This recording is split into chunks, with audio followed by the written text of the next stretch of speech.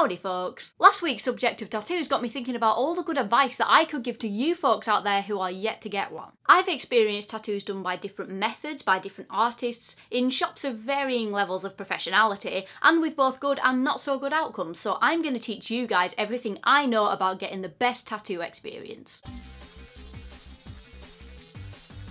Step 1. Choose your design.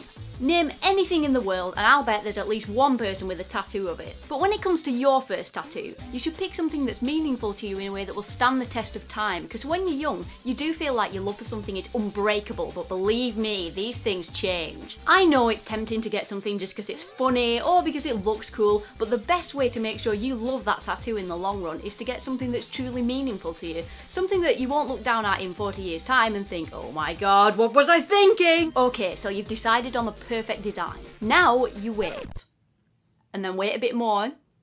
And then wait longer. Trust me, the best way to know if that tattoo's really for you is to decide on it and then put it off as long as you can stand, because you'll be surprised at how you can change your mind. I myself have decided on several tattoos and printed out the templates and everything, but by God, am I glad I waited to make sure it was definitely what I wanted, because if I hadn't, I would be sitting here with some stupid tattoos. Step 2. Choose your placement. Okay, so you really want this tattoo, huh? Fine, but now you gotta decide where to put it. Placement has a huge effect on a tattoo and can really make or break it visually, so you gotta make sure you pick the right spot. Most of this depends on the shape of the tattoo, which you can enhance by putting it on a body part that complements that shape. For example, circular shaped tattoos go quite well on the tops of arms, hips and thighs, because the roundness of those areas will complement the shape of that tattoo quite well. Long thin tattoos obviously go well running down arms, legs and sides, and the back is a perfect canvas for almost anything. Heavy, dense designs tend to look better on bigger body parts, whereas wrists and feet and other lighter areas can take the simpler, more subtle designs without making the tattoo look out of place. Another thing to keep in mind is that different places are more painful than others when you're getting tattooed.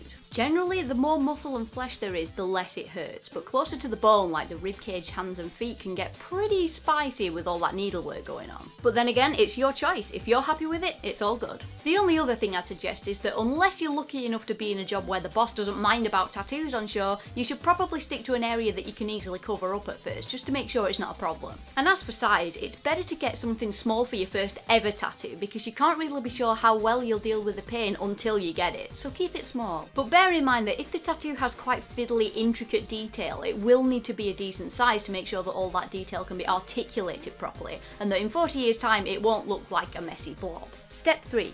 Find the right artist for the job. It's tempting just to go to the nearest local tattoo shop, but all tattoo artists have their fortes and their downfalls, so it's important to take the time to seek out the artist that's going to do the best job. People who are amazing at cartoonish designs might not do very realistic portraits. Electric tattoo artists might not be able to capture the delicate look you want like a hand-poked artist could. It's really worth doing some research and finding the best artist for the job, so get on the internet and ask around. Step 4. Prepare for the tattoo.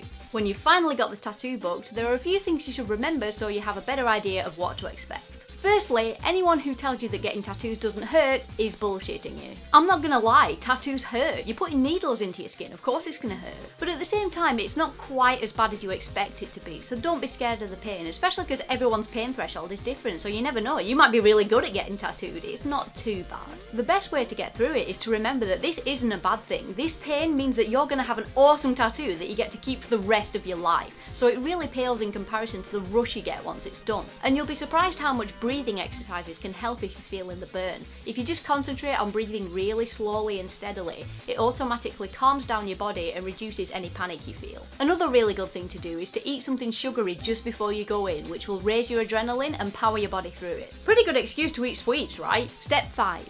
Aftercare. So you're officially inked, but looking after that ink is vital to keep it healthy and looking fresh in the years to come. Your tattoo artist will give you their own advice, and everyone's skin's different, so just do what feels right for you. But I've actually had a really bad experience through being given the wrong aftercare advice, so I want to share my knowledge too. In general, aftercare usually lasts a few weeks, during which you should keep your new tattoo out of bright sunlight and away from too much water, so no baths, swimming or long showers until it's healed. You should also make sure that clothes and things don't rub against it, and that you don't scratch it because that can irritate the skin and potentially cause damage. It's really important to massage skin cream into it about twice a day to help it heal. Bepanthen is a really good cream to use because it's gentle on all types of skin and does a good job, but you might get recommended other products, which is where my bad experience comes in. When I got my Queen tattoo, I got told to use Savlon instead of Bepanthen and to rub it in 3 times a day. Now, I got my first tattoo in a somewhat questionable back alley shop, but this was a properly professional studio, so I thought I'd better take his advice, thinking that it'd be helpful.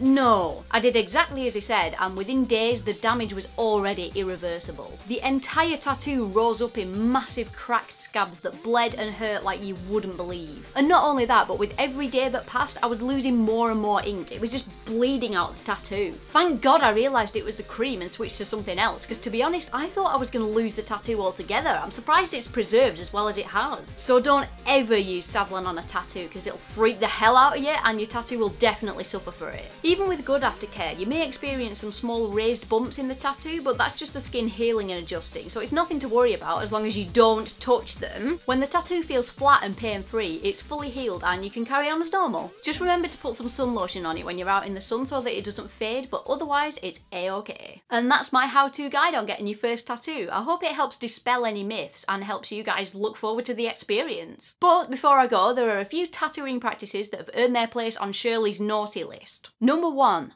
Underage tattoos.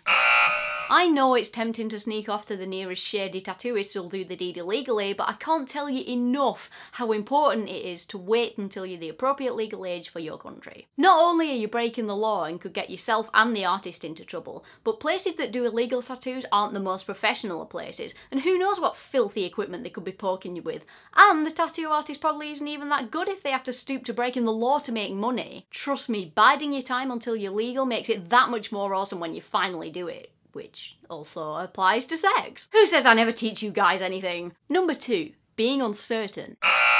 So many tattoo artists have actually turned customers away because they can tell straight off that getting a tattoo isn't the right choice for them. If you're thinking about how expensive laser removal surgery might cost in the future, you don't want this tattoo. If you're wondering what you could get as a cover tattoo in the future, you don't want this tattoo. If there's any doubt in your mind that makes you wonder for more than a few seconds if this is really what you want, don't do it. You wouldn't believe the amount of people who regret getting tattoos because they got them on a whim, or because it was an in-joke that's no longer funny, or maybe it's a badass tattoo but they got it in a stupid place like on their forehead or across their knuckles. If your current situation allows for you to have bold tattoos on display, then why not? But if you're a young person looking for a job, no one is going to employ you if you have a penis on your face or YOLO on the back of your neck. You know where I'm coming from. It's your decision, but just think before you ink, because you are going to be stuck with that tattoo for a long time, buddy. Number 3, getting bullied by the artist.